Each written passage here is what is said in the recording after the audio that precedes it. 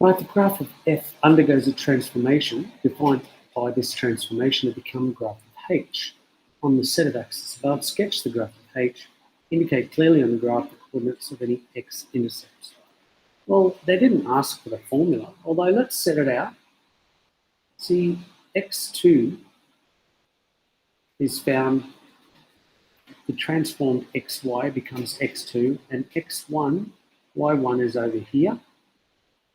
And so 1x plus, so you do row, column. So it's 1x plus 0y. That's one equation. Second equation is the second row. So y2 will become 0x minus 1y. And that's the second equation. Tidying this up means that 1x plus 0y will equal x2. So x didn't change. y2 is negative 1y. So negative y is our new y2. So really, x doesn't change, but the y becomes a negative. So any coordinate, x stays at x. So pi over 2, 0, will become pi over 2. X doesn't change. That's why it's got 1, 0. 1, 0 means x doesn't change. The y value is negative.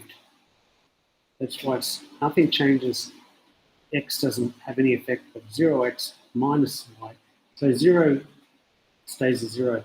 But our coordinate here, we had, like before, we had 2 pi over 3, and we had root 3 minus 1.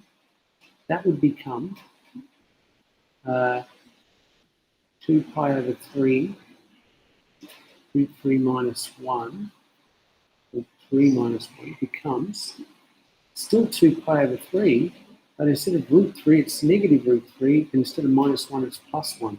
So really, it goes from up here to down here. So it's a mirror image of our equation. So there it is.